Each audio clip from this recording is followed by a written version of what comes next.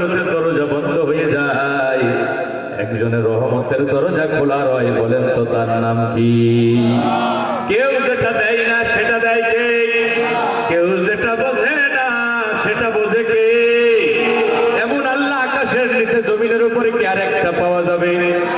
আল্লাহকে বলবো, আল্লাহ আজকে আমাদের জীবনের সব গুনাহগুলো মাফ করে দেয়া লাগবে, আজকে আমাদের মা বাবাকেও মাফ করে দেয়া লাগবে। এখন আল্লাহ যদি সবাইকে মাফ করে দেয়, বলেন তো আল্লাহ আর কি কোনো ক্ষতি হয়ে যাবে? আবার আল্লাহ যদি সবাইকে ধরে প্যাকেট করে জাহান্নামে ফেলে দেয়, আল্লাহর কি কোনো লাভ হবে? লাভও হবে না, ক্ষতিও হবে না। বরং আবার আল্লাহ বলেন, উদউনি আস্তাজিব লাকুম, কি আছে গোলাম, আমাকে ডাকো, আমাকে ডাকো, আমাকে ডাকলে আমি আল্লাহ তোমাদের ডাকে সাড়া দিয়া দেব। এজন্য আমরা শেষ মোনাজাত করে বাড়ি ফিরে যাব ইনশাআল্লাহ। মাঝখানে শরীয়ত সম্মত হুজুর ছাড়া ওঠা বসা করবো না, ঠিক আছে তো ভাই? আমরা যে অল্প সংখ্যক মানুষগুলো আছি, একটু পরিপূর্ণ আলোচনা আমরা শুনে মোনাজাত করে বাড়ি ফিরে যাব ইনশাআল্লাহ। আল্লাহ আমাদের শেষ পর্যন্ত থাকার তৌফিক দিন, আর আমাকে কোরআনের হক কথাগুলো বলার সৌভাগ্য নসিব করুন। আমরা বলছি আমিন। ভাই সব এখানে যারা বসেছেন, আমি আপনাদের কাছে জানতে চাই, আপনারা জান্নাতে যেতে চান কিনা? আওয়াজ দিয়ে বলেন। কেউ কি জাহান্নামে যেতে চায়? কোন পাগলও জাহান্নামে যেতে চায় না। নারী পুরুষ আবাল বৃদ্ধ বনিতা সবাই আমরা জান্নাতে যাওয়ার স্বপ্ন দেখি। কেন দেখি? জান্নাতে যেতে পারাটাই হলো মানুষের জীবনের সবচেয়ে বড় সফলতা।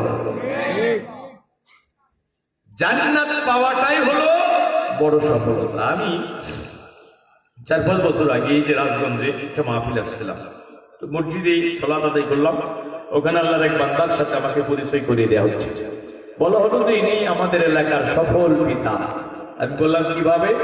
ওনার 3টা ছেলে, একটা ডাক্তার বানাইছে, একটা ইঞ্জিনিয়ার বানাইছে, আর একটা ব্যারিস্টার বানাইছে। উনি হলেন সফল পিতা।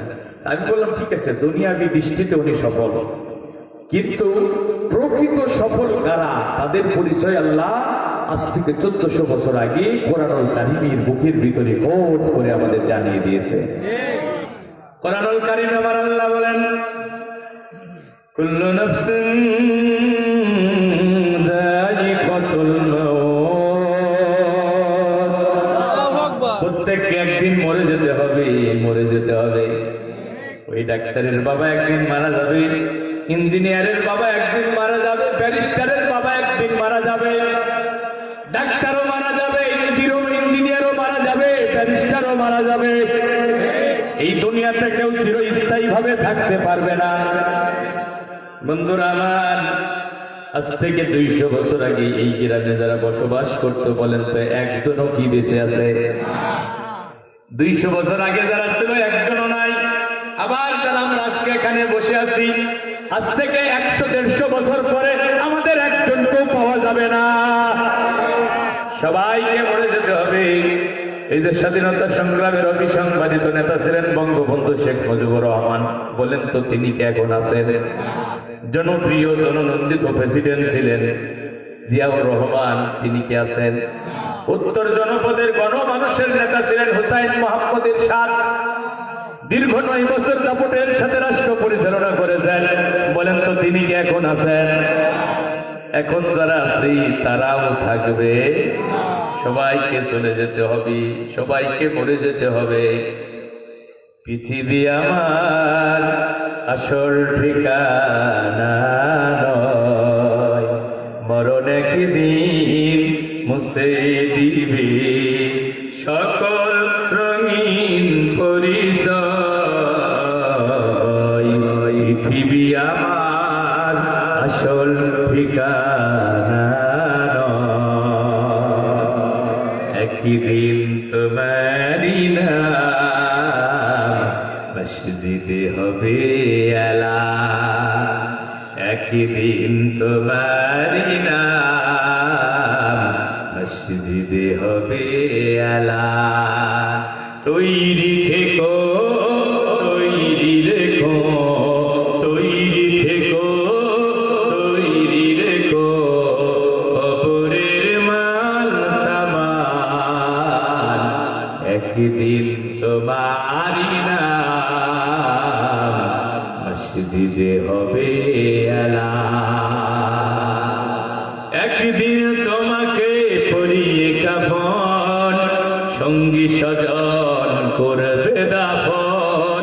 হঠাৎ চলে যাবে আদরের ধন, প্রিয় মা বাবার ভাসিয়ে নয়ন। একদিন তোমাকে পরিয়ে কাফন, সঙ্গী স্বজন করবে দাফন। হঠাৎ চলে যাবে আদরের ধন, প্রিয় মা বাবার ভাসিয়ে নয়ন। তৈরি থেকো, তৈরি রেখো, সুন্নতি আমল ঈমান। একদিন তোমারই নাম মসজিদে হবে এলান। ও আমার ভাইরা, সবাইকে মরে যেতে হবে, মৃত্যুর হাত থেকে কেউ বাঁচতে পারবে। ওই যে পাকিস্তানের সাবেক প্রধানমন্ত্রী ছিল, নাম ছিল তার লিয়াকত আলী খান, লোকটা জাতে ছিল পাঠান, সবসময় বন্দুকধারী বডিগার্ড নিয়ে চলাফেরা করত। তিনি একটা জনসভায় বক্তৃতা করতেছিলেন, হঠাৎ আততায়ীর গুলিতে তিনি নিহত হলেন। এখন গুলি যখন হয়েছে, লোকেরা দিক বিদিক ছুটাছুটি করতেছে।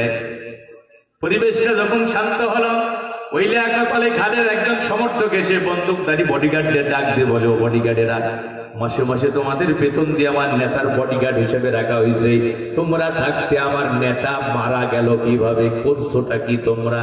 ওই বডিগার্ডদের ভিতরে একজন একটু বোকা টাইপের, সহজ সরল টাইপের বডিগার্ড ছিল। তিনি বলতেছেন, দেখেন ভাই, আমরা তো বডিগার্ড, আমাদের তো রুহু গার্ডের দায়িত্ব দেয়া হয় না। আমরা বডিগার্ডেরা বডি পাহারা দিচ্ছি, মাঝখান থেকে রুহুর মালিক রুহু নিয়ে চলে গেছে। ও সাক্ষীরা, আল্লাহর বান্দা বান্দেরা, মাসে মাসে বেতন দিয়ে টাকা পয়সা খরচ করে রুহু গার্ড রাখা যাবে, বডিগার্ড রাখা যাবে। বলেন তো, crore crore billion billion dollar খরচ করে কি রুহু গার্ড পাওয়া যাবে? সমন যখন জারি হয়ে যাবে, এক সেকেন্ডের জন্য অবকাশ পাওয়া যাবে না, অ্যাম্বুলেন্স দেখার সুযোগ হবে না, টেলিফোনে হাত দেওয়ার সময় পাওয়া যাবে না।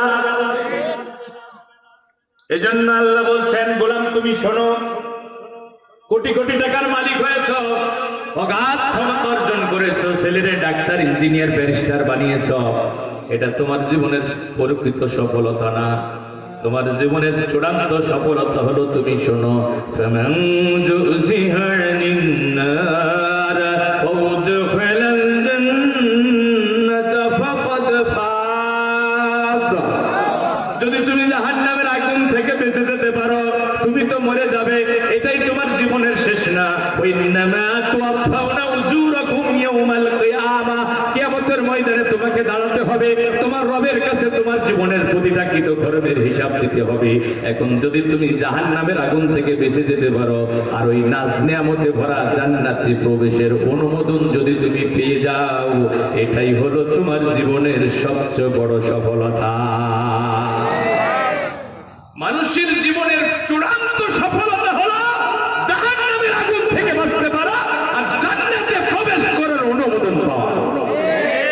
এটা কে বলছেন? টাকা পয়সা, বাড়ি গাড়ি, অর্থ, অভিজাত্য, এটা যদি সফলতার মানদণ্ড হতো,